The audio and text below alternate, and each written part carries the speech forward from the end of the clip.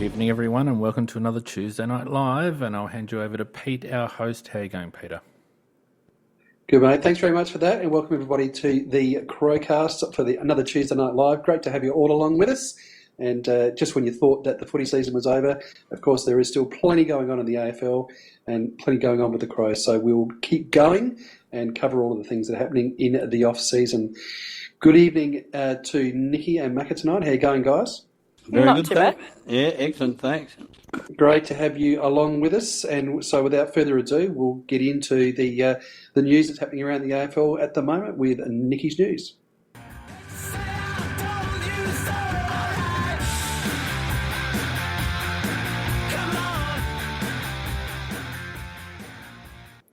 Well, there's been the delistings that have been happening, and of course, I think the biggest news for this week to come out is the fixture, but we'll leave that for a little bit later. But first off, I'm going to have a bit of a go at the AFL because we've got the Lachie Whitfield situation, which now they're trying to change the story and everything else, but the AFL are investigating that, and we know how good they are at that. The fact that we still haven't heard anything back regarding Joe Watson and the Brownlow is just a shambles. And then the AFL decided to kind of let slip that they really did, and I hope this is marked explicit, they fucked up. Whoa! Regarding the Jago Mira Hawthorn trade. Well done, AFL. Well done. They certainly did. They certainly did. They messed up the whole trade period, really. I mean, not only was it the O'Meara stuff up with Hawthorn's second-round pick, there was also the deadline and the fact that trades were allowed, including, I think, the O'Meara trade after the 2 p.m. deadline, the confusion around the Geelong's first pick quota, future first pick quota. It was just a shambles, really, from start to finish. Oh, it was. I know I kind of went to town a little bit regarding the Geelong one, which I think the media really needs to have more of a go at them about that because it set back every other club and it changed the scenario for everybody with 2 days to go. It was just ridiculous. It was quite possible that it had an impact on our trade with Gibbs because it took away our leverage. And I think it had an impact on a couple of other trades that Geelong were kind of involved in peripherally, and all of a sudden they became advantageous to other clubs. Knew they were out of the loop, and all of a sudden, hang on, no, we've got another suitor in Geelong. Yeah, it was a pretty ordinary effort from the AFL, and they did not come out of it smelling like roses at all. And I know that I've banged on about the Watson affair. That's just another shambles. So really, their post-season performance has been pretty poor. Oh, honestly, it's just proved once and for all, well and truly, that Gil McLachlan should not be CEO. Yeah, he's not up to it. I agree with you, Nicky, because Vladimir, who was there before, the Demetriou, he may have ruled with an iron hand, but in general, his rules were very, very consistent and very, very anti-everything Victorian. But at least you knew where you stood with him. Whereas McLachlan seems to make it up on the fly. Oh, but see, I disagree with you there, Macca. I just think Demetriou was better at it. Because the old AFL managing outcomes hasn't changed. It's just that Demetriou seemed to have a real knack for it, whereas Gil isn't as skilled, and it comes up as incompetence. And whilst we always suspected a certain amount of questionable rulings with Demetriou, with McLachlan, it's pretty much out there in the open. He's just not as good as McLachlan. And I just wonder at what point the competition no longer tolerates such a lackluster administrative sort of framework. I mean, Essendon had a big spew about, how the AFL managed their situation, probably with a few grounds, and we've just talked about how the trade period was managed and a number of other things. And it will eventually have a detrimental effect on certain clubs, and it makes you wonder where the line is in terms of questions being asked, not only of McLaughlin, but I think also of Mike Fitzpatrick at the Commission, who I think drives a lot of this. Yeah, look, it's very hard to argue with you on that, and you're probably right about Vlad, because when there was often when you really delved behind what he said, it was usually perhaps based on bullshit, but it was just covered up a little bit better. That was all.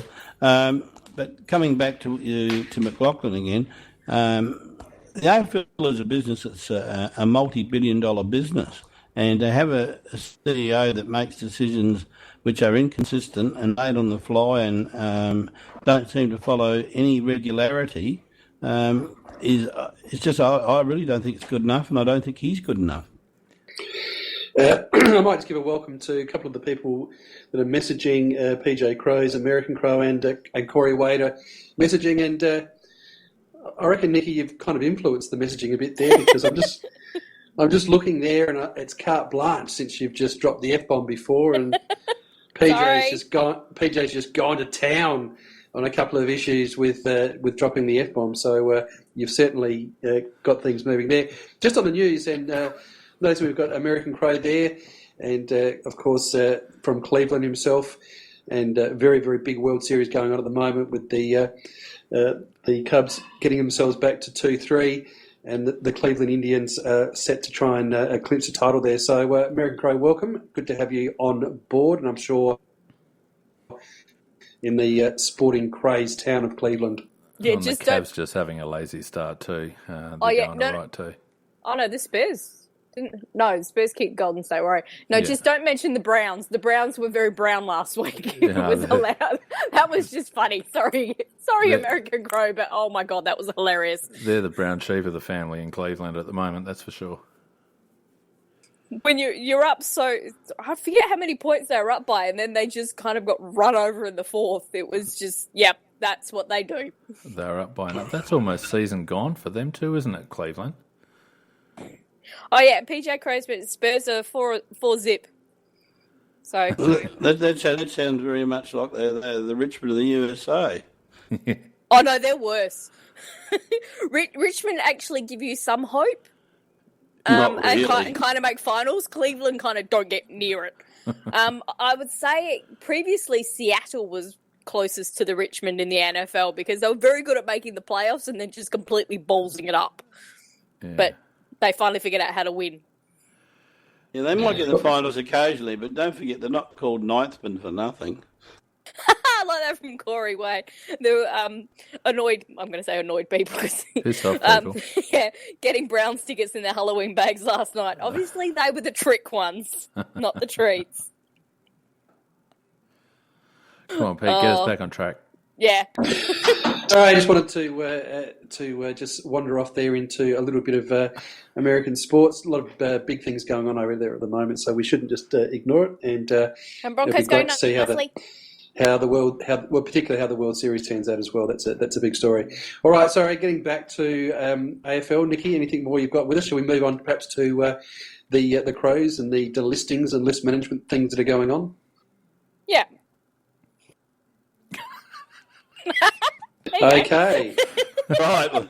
Well, actually, I'll just do the whole show by myself then. No, I will say, when the delistings came through on the Monday, I may have done a little happy dance in the office because Ricky Henderson, he might be the nicest bloke and everything else, but my God, I was happy he's never to play a game in a Crows Guernsey ever again.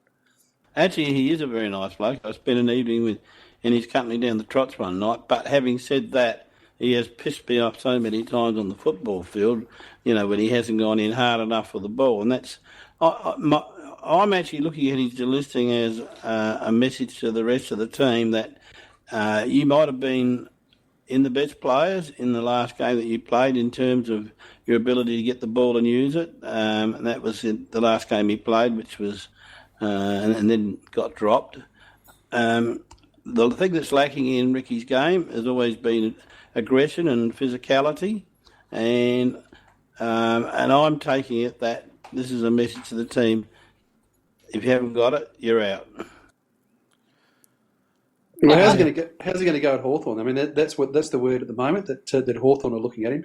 Is he going to suit that style of play that they use there, where they're they don't rely 100% on contested footy. They spread pretty well and they use the ball well. Is that an ideal home for Hendo, do you think?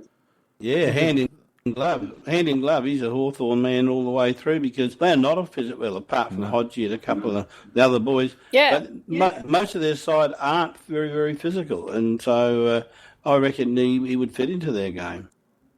And they need some experience, somebody who can run and break the lines and who's cheap.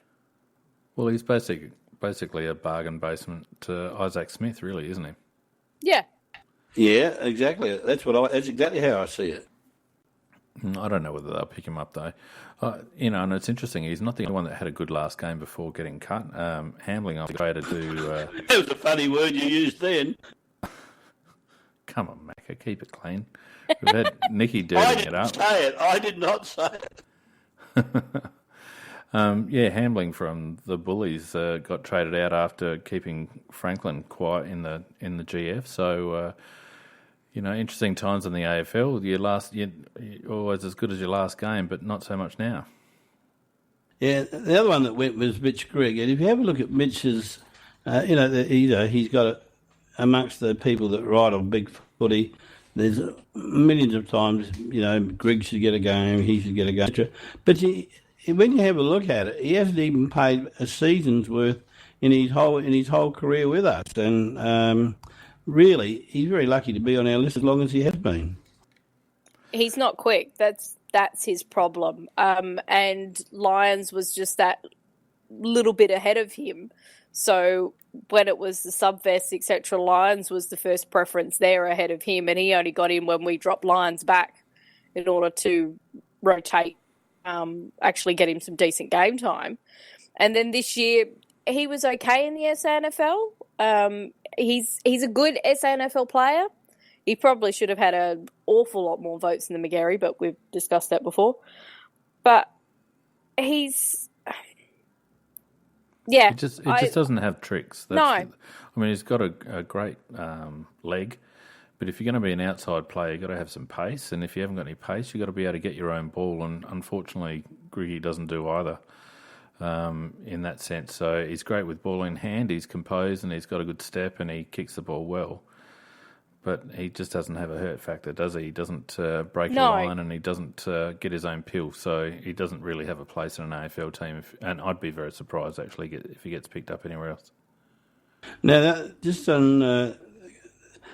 these two boys that are gone, it creates an extra pick, which is pick 89 for us. And in my mind says, well, there's no way we're going to use pick 89 at the draft. I would not think. And have we created pick 89 because we have got an agreement with a Barlow or somebody like a Barlow, one of the delisted free agents? Well, I'm just going to take you up on that, Macca, because I've been reading all week on the bloody boards that we're going to use a pick for a delisted free agent. You do not use a pick for a delisted free agent. Yep. No, I know you don't go there and call it out. But if you don't, in other words, you use it up rather than you use it up rather than use it at the draft. Yeah, so I know what you're saying, Macca. There's basically we get for argument's sake, we get Barlow and then we just pass on pick 89. Yeah, so it's a list spot, but it's not a draft pick. Yeah, so it's a list spot. So really, I know what you're saying, Macca. Are we going to take up that list spot with a Barlow, or are we going to use that as a pick in the draft? And I would have thought it would be unlikely that we would go pick 89. I imagine that's just will be a pass, and there's an extra list spot created for potentially a DFA. Well, what have we got? We've got 3 open spots, haven't we? With O'Brien's upgrade.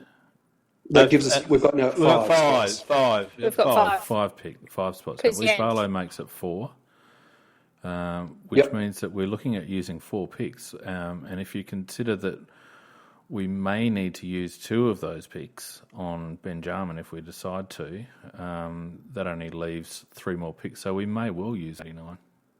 Well, we've got 13, 43, 53, 67 and 89. And the way I'm reading it is 89 is for a delisted free agent, 67 is we're hoping to be able to use, if Jarman gets around to the third round, we might get away with using pick 67 for him, and then that would leave us drafting with picks number 13, 43 and 53. That's how I'm thinking that they're hoping it will go.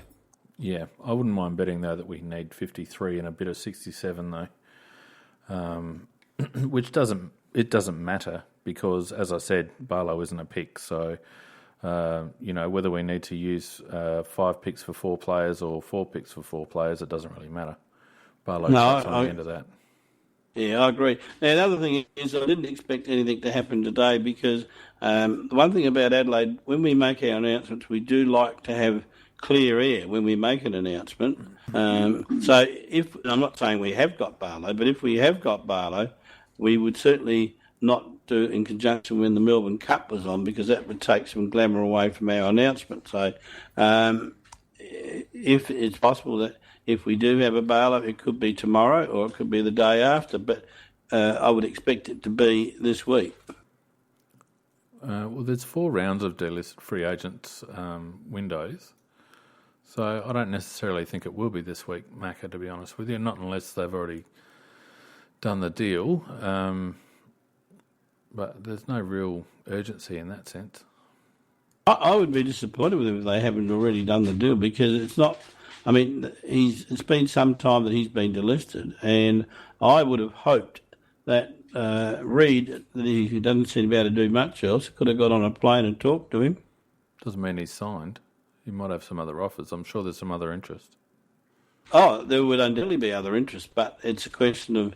I would have thought, if it was me, I'd be going face to face to try and convince him that, or he and his manager, that we've got the best offer. Depends on where his manager is. If his manager's in Melbourne, then Reid doesn't have to get on a plane. No, but with Barlow, he's going to be obviously leaving Perth, I would think, and therefore it's a question of Adelaide, Victoria, Sydney, Brisbane. You could be going anywhere really, but depending on who's making offers for him. But I'm sure he'll get about 3 or 4 offers, and they could be spread across the various states. So it's a question of not only who he'd like to play for, but where he'd like to live as well. But what about the other delisted free agents? I was a little surprised with the Saints delisting Templeton. What would you do with him? Well, I don't know whether he fits in with our ones, but I think I wouldn't be surprised if we do something a little out of left field because we've been known for doing that before. Sensing not a lot of excitement about Templeton here, Nikki. Just a guess. Just a guess. No, give us credit. We all contained ourselves well there. Well, no, I'm just saying that we're all focusing on Barlow because this is a name that you kind of know quite well. But he's how old? And wouldn't we actually be looking more in terms of maybe going a little bit younger? Not necessarily, because if you're assuming that our premiership window's open now, if we have a decent midfield, then you'd be looking for a midfielder right now and one that's going to serve you for the next 2 to 3 years. I can only think that the thinking of having Barlow in is that he's 28. We've only got one other midfielder above age 25 at the moment. Yeah. And given that, I think the pin has been pulled on Scotty Thompson. He's certainly on there in some sort of a capacity, but I doubt whether he's going to be getting too much of a run. He's more of an emergency break glass situation, I think. So if you consider him not being in the midfield, then it's really Sloane and the rest. And Barlow's probably one of those types. He's a possession gatherer, and he's proven himself to be a good player. So it's probably a situation where a couple of years on the list, just whilst the Crouchers and those blokes, reach maturity. I'm neither here nor there, but I can see the reasoning why you'd pick him up. I think that's a really well made point, Fino. I think that he's a really big body. He's tall, he's heavy, and he hits him pretty hard. He's got great contested ball numbers. He's got great clearance numbers. He's great tackling numbers, and he does good defensive jobs as well. And so, I think what he does is he just adds that sort of almost like a layer of protection, I suppose, and like a battering ram in the midfield, and a big-bodied battering ram, and it means then that it just frees up Brad Crouch and Sloaney a little bit, I think, to try and have an impact in that midfield. And I think it's all very well to go down the organic growth path, but you've got to be realistic in terms of winning hard ball, particularly if they're thinking about playing finals. And the thing, I think we sometimes get caught up in this whole sort of we want outside speed, we need outside speed, blah blah blah.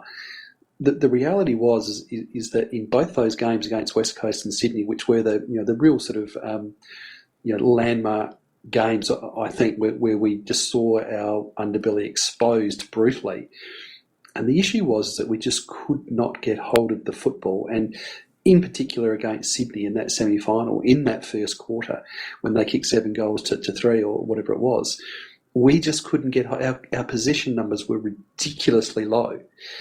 And so, would in that situation, would someone like Abalo at least just be able to get his hands on the ball and get it moving our way, and and get in and match it for body strength with a guy like Kennedy? And so maybe that is the thinking. Because I tell you what, if you don't have a body like him in there this year, and you're looking at your two strongest bodies being probably Sloan and Crouch, it's really it just looks terribly thin. And I think that you would have to say that if we're going in with that midfield, you'd have to really be turning up your toes almost before the start of the season, unfortunately. Well, that's exactly my thinking, and I think Phoenix firstly, and then Pete, summed up the very reasons that, to me, he's a priority that we should be making every effort to get, because otherwise I think we can forget about any chance of mixing it with the big boys this year, because, as you said, we don't have the big bodies that can match them when it gets really tough, and Barlow adds that extra big body, and that means that's less pressure on Sloan, Crouch, etc. to do that sort of Crouch is bad. He's good for the bullocking side of it, but not the same as the bigger body. So we and as Phoenix says, Tomo's more of a handbag accessory this year, and break him in case of get him in case of breaking glass or whatever it is. You've been I don't bloody know. I may have we been. don't Macca. That's possible. But then, in a case of an emergency. Break glass in class of emergency. That's how it goes. Yeah, thank you. And so I don't think that Tomo will be the man, and I think Barlow could be very much the guy that just gives us that strength in the midfield that we really need. Look, if you were to go and have a look at his, anyone that ever reads my stuff knows that I love going and looking at the Inside Football player ratings, because it just gives you an idea of because we don't see the games, of course, we don't see players and their performances, and it does give you a really good idea. And if you went and had a look at Barlow's Inside Footy player ratings from last season, he actually had a really good year, other than the fact that, of course, he got dropped once. But he absolutely annihilated the waffle when he went back for 2 games, came back, played really good football, and then had that ridiculous game against Port Adelaide. He was in actually really, really good form. He played before he got injured, unfortunately. He played only 13 games and still ended up, I think, 8th in their club champion in 13 games. So, I mean, I know they're one of the bottom sides, but still, in the coach's eyes, he had a very, very good year. And so I think we probably could be tending to underestimate him a little bit, just in terms of his overall ability. Well, now, certainly. I have to say, Pete, you've just been insulted mightily in the chat by PJ Crows when he pointed out that Trigg used organic growth as a quote when Goodwin, McLeod and Burton retired. You just got compared to Trigg. No. Organic growth is the club's line, not Pete's line. No, it's not my line. You went around, Nikki, when the club trotted out organic growth after we missed out on Gibbs. I only ever use the organic growth line sarcastically. That's the only time I ever refer to it. And that's all it should be referred to. And PJ Crows, that's a very low blow to Pete to compare him to Treggy. The only problem I have with Barlow, or would have with Barlow, is if he costs a bloke like Ellis Yeoman a decent run at it. I'm not quite sure how you fit Barlow and Ellis Yeoman in the same midfield rotation unless you're using Ellis Yeoman up forward a little bit too. But Cam Ellis Yeoman deserves and needs a stretch of games, and I would hate to see him languishing again in the SANFL for another season because we've brought in a bigger, more experienced body. And whilst we definitely need a little bit of experience in there with Tomo dropping out and whatnot, the club has put its money on organic growth of our younger midfielders, and if they're not going to back them in, then it really makes a mockery of the whole thing.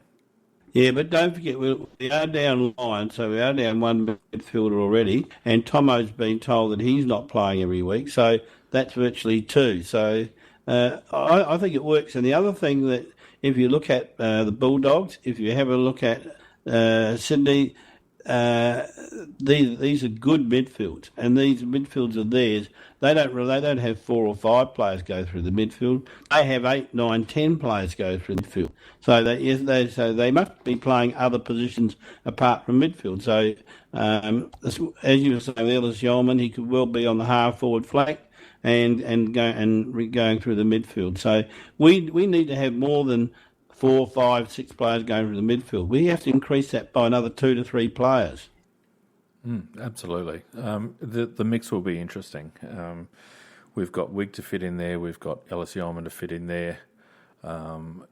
We've got Riley Knight Douglas to come back into that equation. And, of course, Douglas hasn't been spoken of as one to fall back, and nor should he. He should be in the prime of his career, Richie Douglas, and I hope someone's given him a swift boot up the backside, because if he's going to play a role next year, he needs to get his numbers up. Yeah, see, but for me,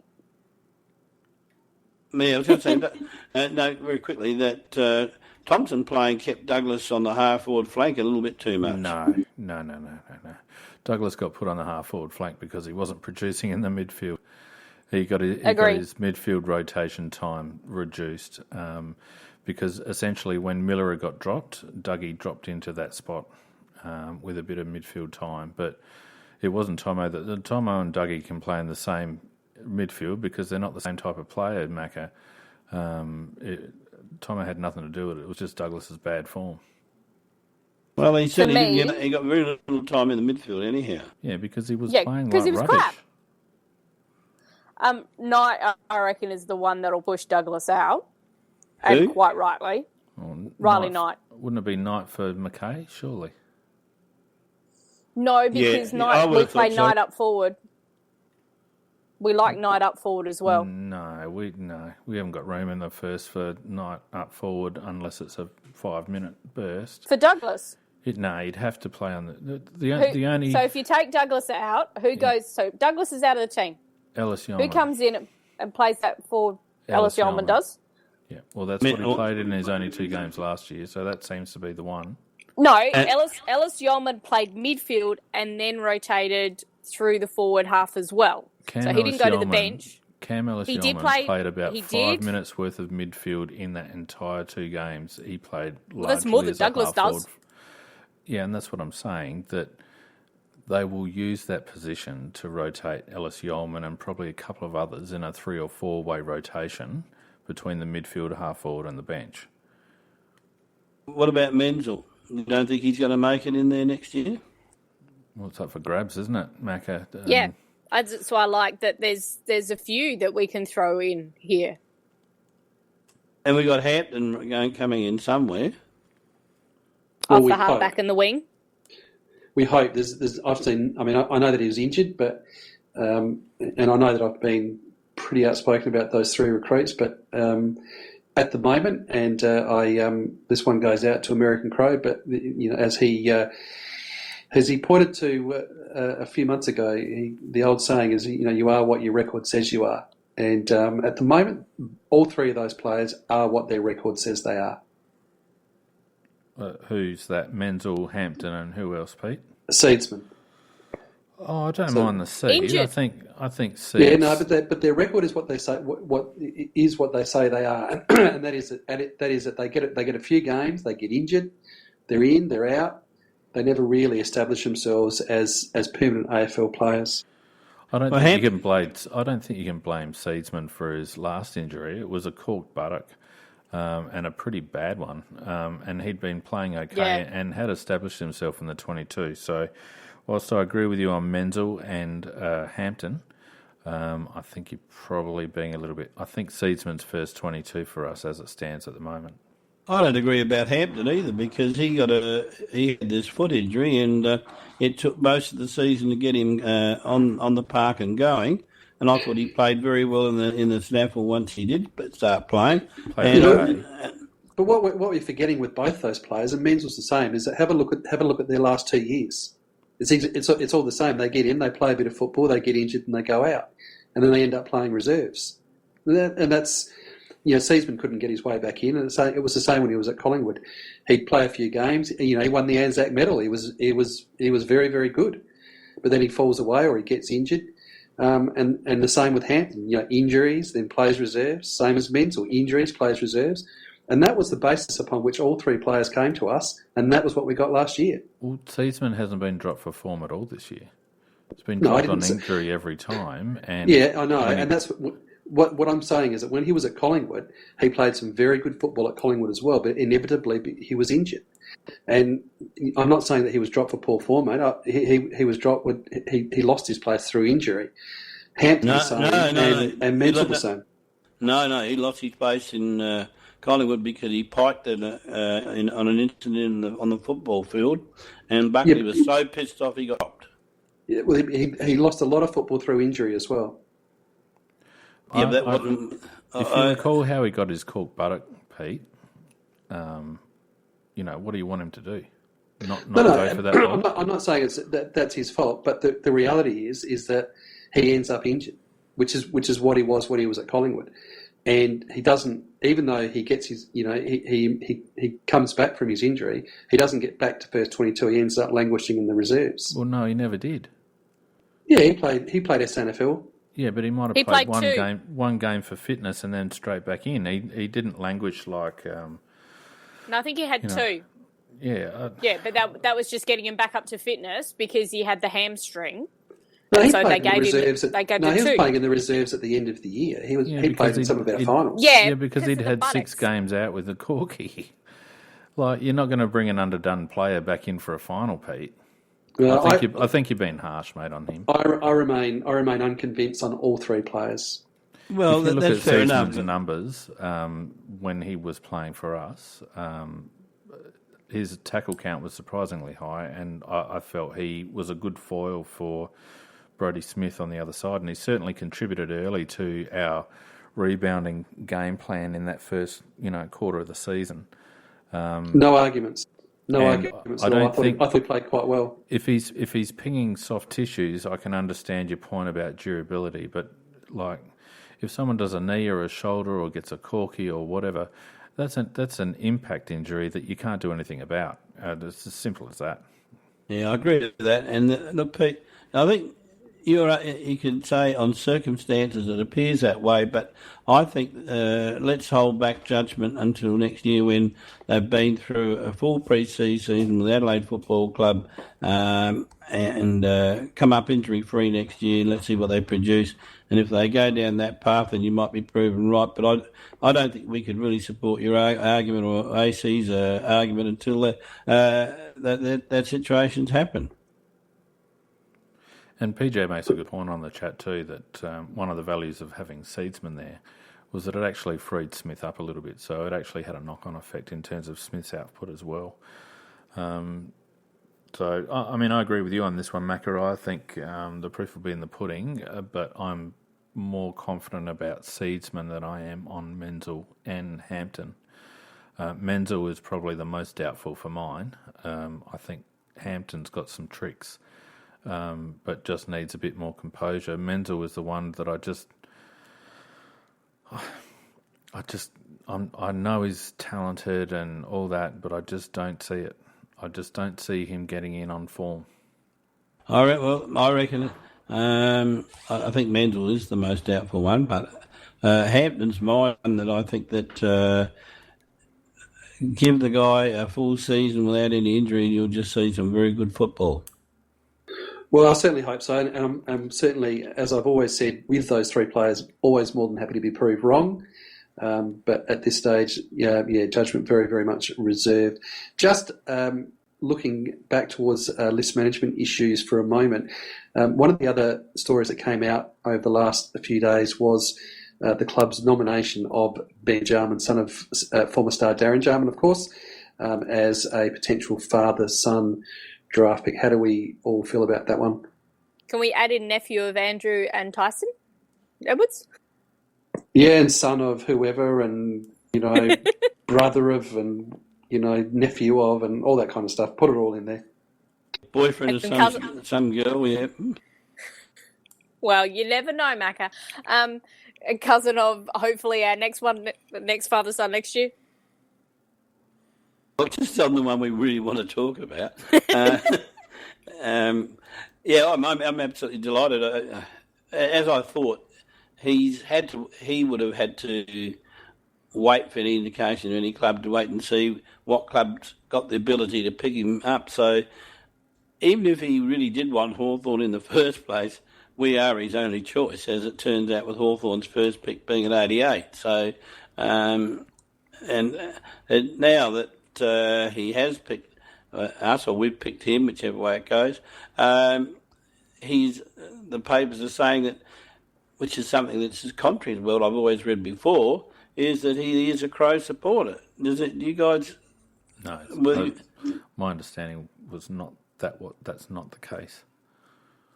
Well, that was in print today, and that he's absolutely thrilled. He's always been a Crow supporter, but my understanding was not that at all.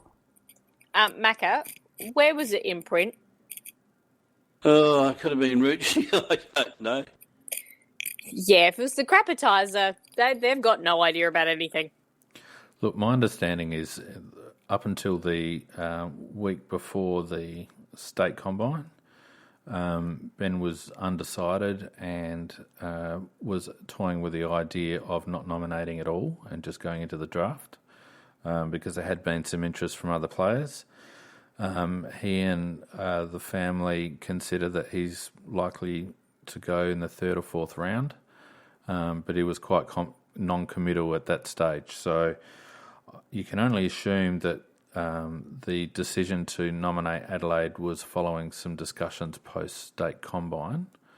And as Rashudo rightly pointed out on the radio this morning, just because we've nominated him doesn't actually guarantee anything. It just means that we've put him up as our father-son nomination. It gets us a discount. But the club has been at pains and Reed has been at pains to say we will quite happily pick him up if the price is right. So I wouldn't see us using a second rounder on him. If someone wants to have a dip at him in the second round, I'd imagine that the Crows will lift the bat and let that one go through to the keeper. And I reckon if we can't jag him with our fourth pick, there'll be some big decisions being made on the fly at the draft table. I'd say that you're probably right. But, and the way I see it is that Adelaide have deliberately put out this aura about what their feelings are about Jarman, that, almost as if, we can take it or leave it. Because if the keener they are, the more likely another team is to bid earlier to make us go earlier. And I think it's an attitude by the club which permeates outside for other clubs to see, so that they'll hoping that they'll think that Adelaide's not super mad on getting him. We're not going to try and play any games and force them to go any earlier. That's the way I see it. Anyhow, they're hoping to get him around a bit. I reckon they're hoping to get the fourth rounder. Yeah, but I don't think I don't think a club's going to put up a second rounder just to flush Adelaide out, because if we do raise the bat, then all of a sudden they've got to take a player at a second round that they may not rate as a second round. There's too much at stake with draft picks for clubs to pay too much in terms of funny buggers, particularly when you're not talking around a cast iron first round pick. When you're talking about a pick that's a bit more speculative, and let's face it, Ben, due to his physical attributes, is a speculative selection. I don't think you'll find clubs taking a punt. I think we've got, by all reports, it's North Melbourne, it's Western Bulldogs, it's Adelaide. No one really knows whether the Hawks have any interest at all, and Sydney. And I've also heard Geelong a little bit as well. So none of those clubs are going to flirt with a second round bet unless they rate him in the second round. He won't be a second rounder. He won't be a second rounder. Well, he shouldn't. Well, in that case, your argument there sort of falls away, because... No. It doesn't, because he's probably a genuine third rounder, but I think they might be hoping to get him with their fourth. Well, I don't think he's a genuine third rounder. I'd actually be surprised if clubs are that interested in him in the third round as well. I'd be very surprised, actually, if anyone had a dip at him in the third round. So you're saying he's not worth 53? I don't think he's a third round draft pick. Well, that pick 53 is that, isn't it? Well, that's what I just said. He's not a third round draft pick, I don't think. Well, we disagree on that. I think he probably is a third round draft pick. Because even the family don't think he's a genuine third round draft pick. Where have you got that from? The family. In print? I actually have on Facebook Messenger, yes. There you go, Macca. Boom. I don't believe you. You've been smacked down, Macca. No, I would be surprised, Macca, if he goes in the third round. Well, I'd certainly be surprised if we took him in the third round. Well, if he does... I think if he does, it'll be that very higher end, close to fourth round. Yeah, very late third round. Which means that we can get him with our fourth round pick. Exactly. Which is what I think we've got earmarked for him. Well, I'd certainly think that was the idea behind getting something for Lions, because then it gave us a third round pick, so that we could use that for a player rather than having to waste our third pick on Ben.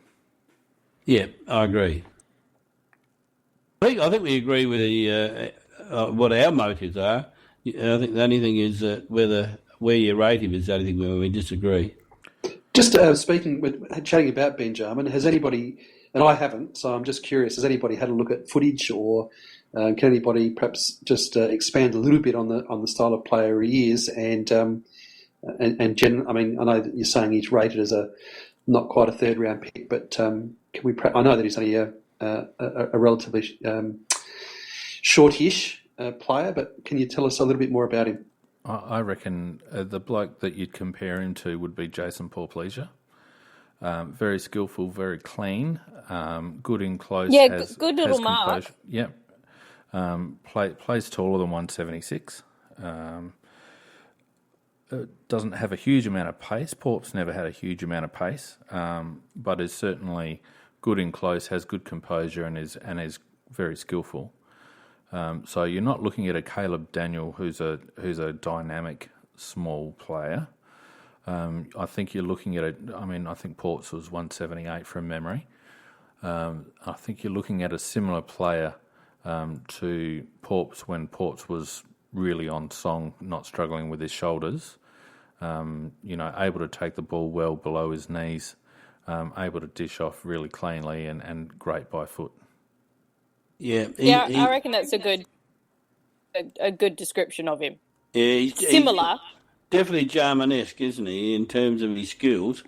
Well, and certainly if you recall, Paul Pleasure was often compared to Darren Jarman back in his heyday, in terms of his skills and his cleanness by hand. And that's, I guess, where I draw that comparison. So where do you see him fitting in to our setup? And do you see him pushing into midfield, or is he a small forward?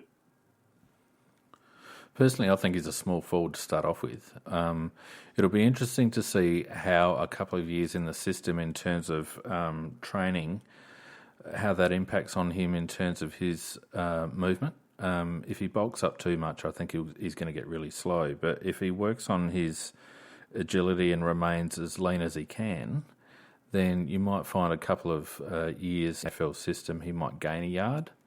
And if he gains a yard, he may well have some use running through the midfield, but I would imagine at the early stages he's going to be a small forward. And I would imagine that at some stage we're going to be looking for a replacement for Eddie Betts.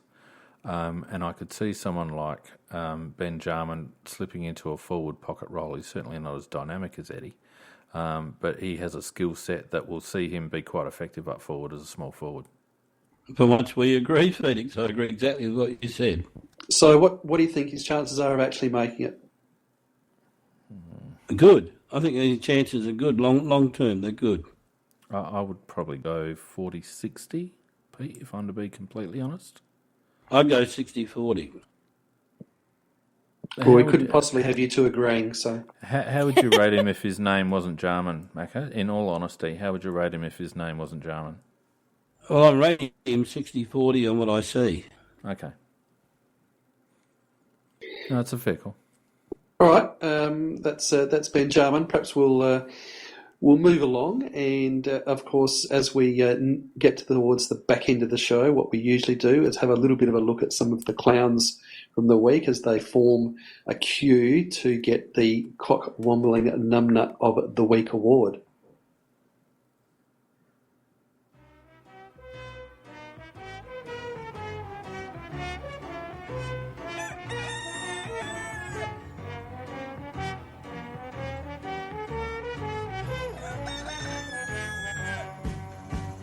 Underground, overground, wombling free.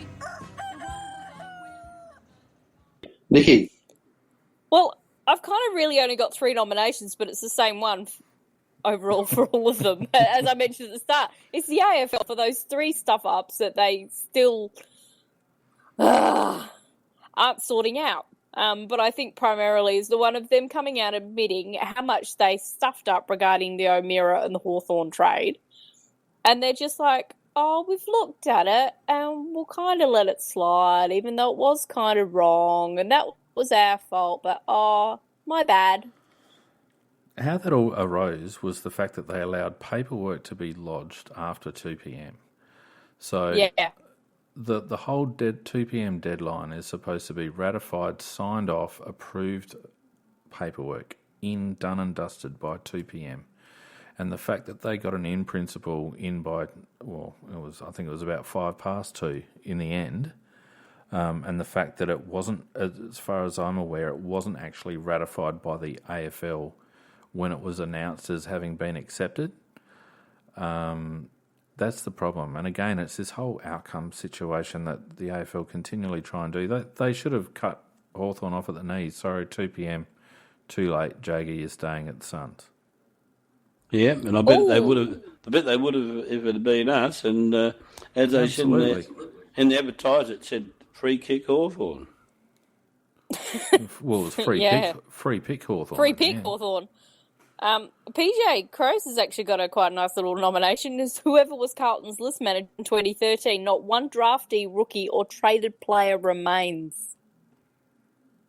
Yeah, I bet you he hasn't got a job at another club since 2013 because that list was a shambles, like probably for the 3 drafts prior to that too, and the amount of players they've offloaded during that time too that have gone on to at least have some impact at another club. Was that Cripps who was a list manager then? No, hang on, I'll look it up while you guys crap on about shit. Well, see, the thing is for me, the Cock-Wobbling Numbnut Award generally is they've got to make us laugh, and I think the AFL one actually made more of us kind of angry, but there was that little bit of laughter because, oh my God, it was like they've done it again. So I kind of think that it's definitely got to be them. Any nominations from Pete? Are you awake, Pete? No, he's Sorry, not awake. I almost disconnected there. Sorry. No nominations because I was pretty much like you. I just really have had it beyond up to here with the AFL and the continual VFL bias that we see coming out of AFL House. Shane Or Rogers was the guy. Yeah. I think Does he's he now, actually have a job anywhere? I think he's probably now HR coordinator at Spotless or something. Yeah. Just on the AFL, also with Gillen. Gillen's a great supporter of with the fixture system, dividing it into three. I don't know what you want to call Conferences. it. Thank you. Oh, the 17-5. Yeah, the old 17-5 thing, and then fighting out for the top six and fighting out for the next lot and so on. But I don't think he's really got a lot of support, but it'd be interesting if he try and pushes that through. I think you'll find that'll be in 2018, Macca. Well, I don't like it, but I think it'll be in. Well, you play 22 matches for the season, and you either earn your spot into the finals or you don't. Whereas under this situation, you could be comfortably in the situation of being in there, but then also not be there. If you understand what I mean, you might have gone through all your hard games and be due to have your easy games, but there's only. It doesn't seem fair that you earn a spot into the finals and then lose it. Well, the idea is you play every team once. So there's equity there in that your first 17 rounds is everyone plays everyone once. Yeah. And then you play your final 5 games or 6 games, 5 games, whatever it is, based on your place in the ladder. So it's a pseudo playoff situation, really. It's a playoff without it being a playoff. You've got 5 to 10 playing off for the last 4 spots in the top 8. So if you're already 5th, the chances are you're going to remain in the top 8. It doesn't go back to 0, Macca. So you still retain your place on the ladder. It just means that you're playing the teams that are also vying for those top 8 spots. Well, take, for example, if you're in 6th spot and you don't win any of those extra games, you just still remain 6th? Well, of course you don't. You've lost. Well, it depends on who else is. It's still win-loss. You still end up with however many wins and losses for the season. It's just the fixture that's manipulated. So if you're 6th after 17 rounds with, say, 10 wins, and then for the last 5 rounds you play those teams around you and you only win 2 games, then you'll end the season on 12 wins. And then it'll depend on whether 12 wins is enough to get you into the 8. But that's ridiculous. And I see what Mac is saying, is where if you finish just outside of the top 6 sides, so if you finish 7th and you're playing lower sides for those last 5 rounds, then you're climbing up the ladder. Correct. You're not playing bottom teams. You're playing the teams in your sector. But you're not playing any of the top 6 teams. You'll be playing 5 to 10. So you have a far better chance of moving up the ladder, up through to the 6, wouldn't you? No, you're playing. If you're in batches of 6, you'd be that one in the second category would be playing 7 to 12. So it's got to, so that if they might have at the end of the full round of everybody playing each other once, there might only be percentage the difference between them. But one's in 6th spot, the other one's in 7th spot. Then 6 has got to play 1 to 5. And 7th plays 8 down to 12. So that doesn't seem equitable to me. I hate it. To be honest, I think it stinks. Too American. I think it makes a mockery of the result that happened this year. I mean, Western Bulldogs have proven that the best team, particularly with the bye, isn't necessarily in the top 4. So I think this adds an unfair advantage. I think I agree with you there, Macca. I think it creates an unfair advantage for the teams outside the top 4. And those advantages of finishing in the top 4 are fast eroding with this bye. There's a huge case to be made that, 2 games in 4 weeks or whatever it is now for a team finishing top 2 is not good. And that there's no longer an advantage for finishing in the top 4 apart from home ground advantage if you're an interstate team. Correct, absolutely. And Gillett is saying he's a big G for it. He just didn't just say this is a possibility. He said, I really like this. So the real danger is it will come in. You know what, Mako? I'm now convinced that the nomination shouldn't go to the AFL generally. We should specifically just let it rest with Gillett, I think. Yeah, well, I'd support that because I was mortified by that suggestion. Yeah, I'm happy with that too, Pete. Gil McLaughlin. Yeah.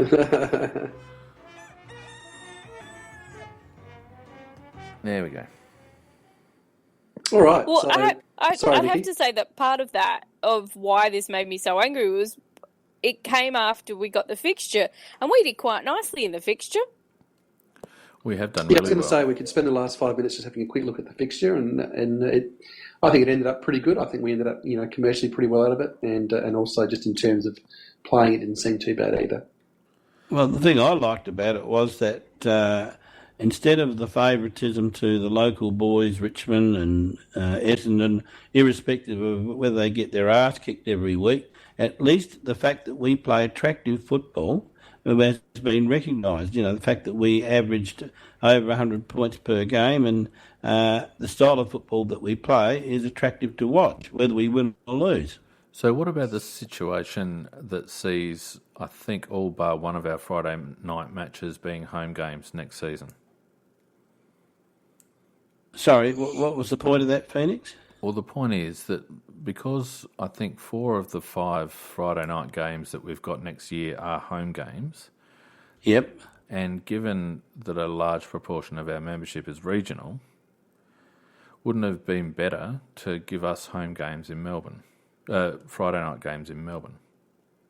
I'm a little surprised that they wasn't that way. But the other thing too is that the Adelaide Oval is a little bit of the darling of the AFL at the moment because I think in their minds this would never have happened if they hadn't pushed for it, and in fact Demetrio did push for it. So I think there's a little bit of it at the moment. The Adelaide Oval has got that they want the sponsors to see the good oval and the attendances, so that it's a good argument for more money. Yeah, but what I'm saying is, that's what it comes down to. Will attendances actually be affected because regional members who do form a large portion of our membership, or at least our season ticket holding membership, will actually have difficulty making a Friday night game? Look, somebody will be in those seats, that's for certain. I don't think the AFL care who's in them because they're going to be all good matches. I think that the Friday night and Thursday night, certainly the Thursday night matches that we have had at Adelaide Oval have been big attendances. So that doesn't seem to have been a problem. But I understand what you mean. Well, they've been one-off, Pete. Yeah, no, I understand that. And look, certainly there was an issue last season wasn't there when they were talking about putting that last round 23 game on a Monday night, and that was a similar kind of argument that was made. Look, it's just a bad time for the fans. But I heard Andrew Fagan on radio, and he said that he was particularly happy with those from a commercial perspective. He was very, very happy with those Friday night games, and that they were certainly on request from the AFC.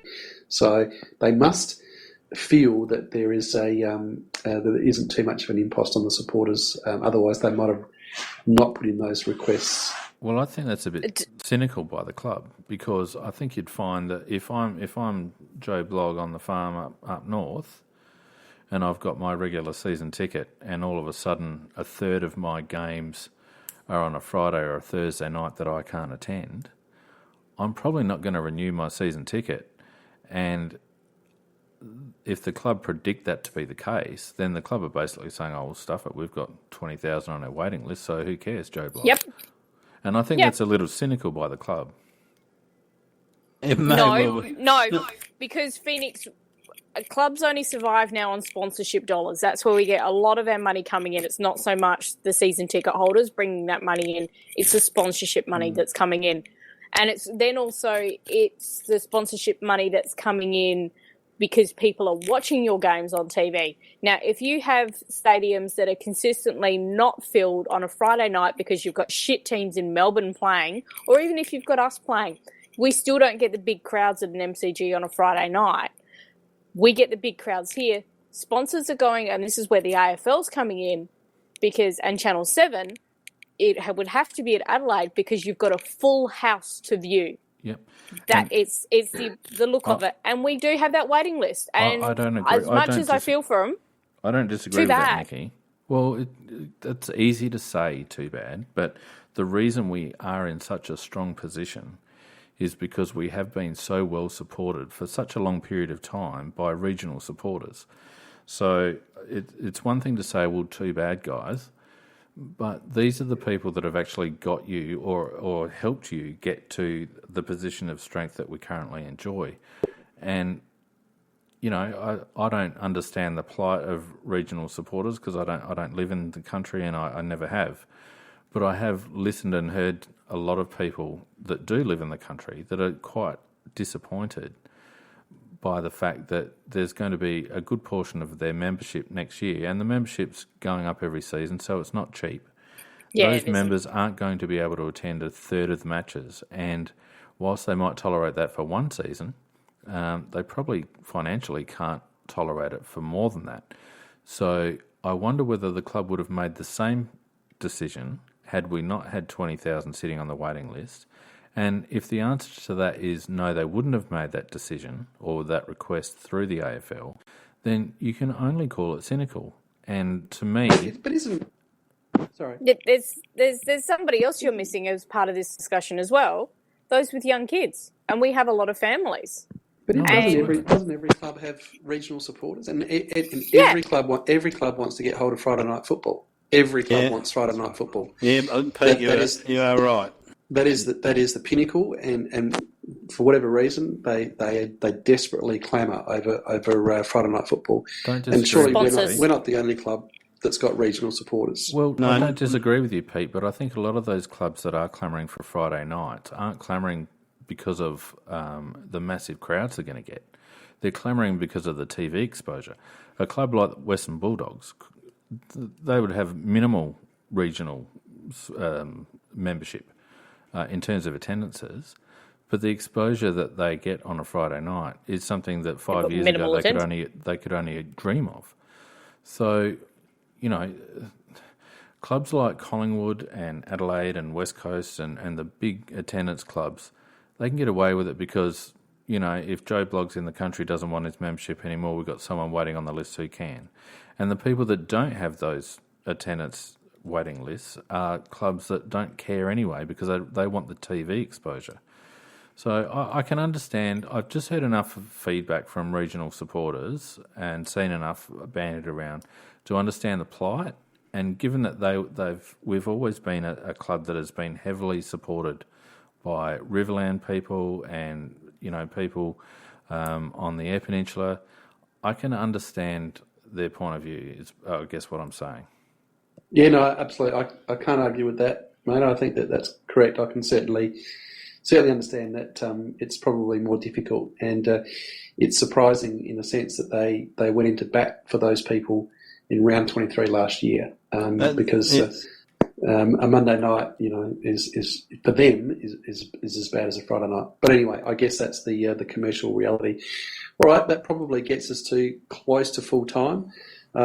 It's been a really, really good and interesting hour of some really good stuff and some really interesting stuff happening, and it is off season, but as always with the AFL, there is always something going on, and certainly with draft coming up and list management, all of those issues, it's certainly been a busy time. Has anybody got any saved rounds, as we say in my world?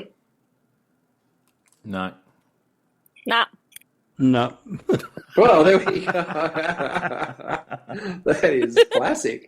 No save rounds whatsoever. All right, well, it was great to have you all with us, and hope you enjoyed the show, and we look forward to catching up with you next week on the Tuesday night live edition of the Crowcast. Don't forget to like us on Facebook, follow us on Twitter, check into Crows Fan Central. Pete might get off his arse and write an article soon. And And over the next couple of weeks, we'll have our pre-draft edition. It might be next week or the week after when we can get Corey and Skipos together in the same room. Beautiful. Night, guys. See you guys. Good night. See ya. Yeah, good night all.